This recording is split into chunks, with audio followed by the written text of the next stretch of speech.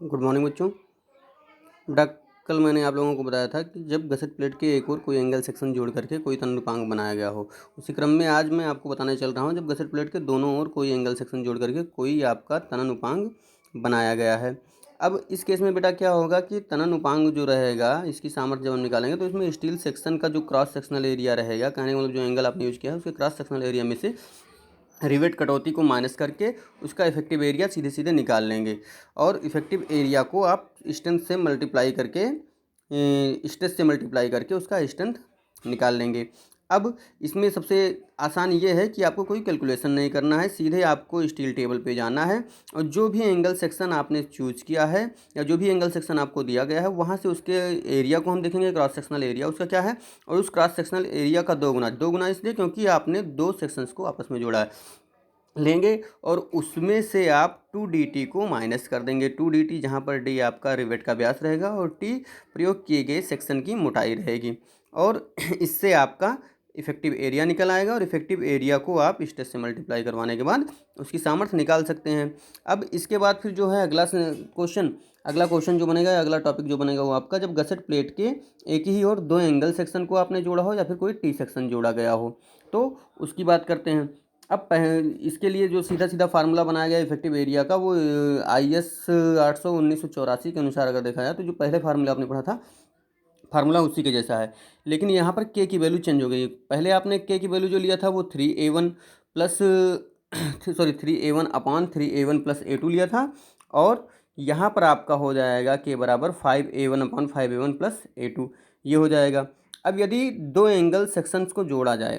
तो उस केस में आपका जो A1 की वैल्यू रहेगी वो आपका हो जाएगा, ये फार्मूला तो आपने पहचान ही लिया होगा, पहले आपने पढ़ा है। बस केवल इसमें चूंकि आपने दो किया है, दो सेक्शन लिया है तो दो से मल्टीप्लाई करवा करके A1 निकाल लेंगे, ऐसे ही दो से मल्टीप्लाई करवा करके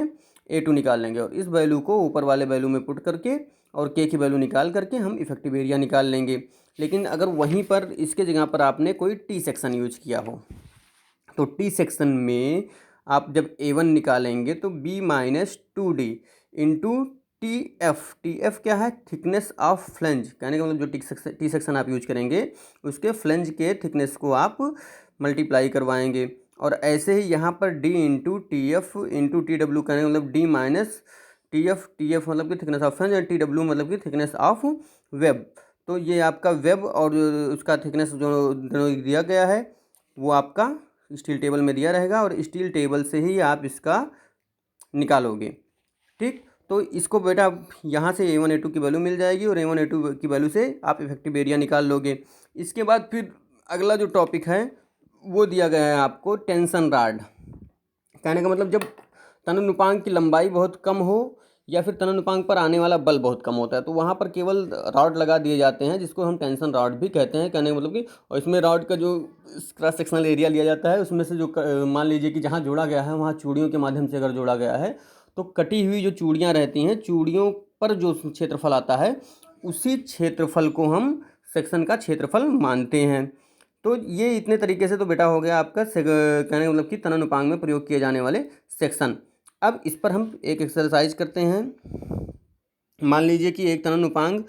में दो 125 × 75 × 8 mm के एंगल सेक्शन को गसेट प्लेट के एक ही ओर जोड़ा गया है। यदि रिवेट का व्यास 18 mm हो तब खंड की सामर्थ्य ज्ञात करो जबकि जुड़ी हुई टांग एंगल की लंबी टांग है। अब मान लीजिए FT या सिग्मा AT जो है वो 150 Nm² है और ये आपका फिगर दिया गया है जिसमें आपका एंगल की मोटाई ऊंचाई जो है वो 100 mm है, इसके एक टांग की लंबाई जो है 75 है जुड़ी हुई टांग की और उसके बाद फिर ये 8 mm है। सॉरी बेटा, ये आपका ऊपर वाला टांग, क्योंकि हम 75 वाली टांग से कोई ये कर रहे हैं, ये 75 वाला टांग होगा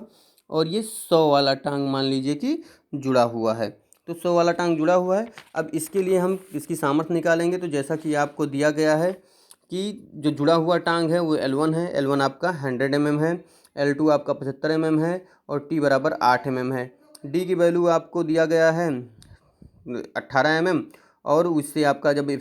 सकल डायमीटर निकालेंगे आप ग्रॉस डायमीटर तो वो आपका 19.5 mm हो जाएगा। अब इसको फार्मूले में पुट कर दिया बेटा, जैसे मैंने बताया था कल, वैसे ही A1 और A2 की वैल्यू निकाल करके फिर हमने क्या किया कि K की वैल्यू निकाला और के की वैल्यू निकालने के बाद फिर हम इफेक्टिव एरिया निकाले हैं, और इफेक्टिव एरिया निकालने के बाद फिर इफेक्टिव एरिया में सिग्मा एटी से मल्टीप्लाई करवा करके यहाँ पर आपका कुल सामर्थ्य निकाला गया है। तो अगर इसमें कोई दिक्कत होगी बेटा तो आप मुझसे बाद में डिस्कस कर सकते हैं व्हाट्सएप पर, या कुछ कमेंट करके पूछ लीजिएगा। बाकी आगे का वीडियो जो रहेगा वो हम कल आपको बताएंगे, कल ही आगे का न्यूमेरिकल भी बताएंगे। ठीक है, धन्यवाद बेटा।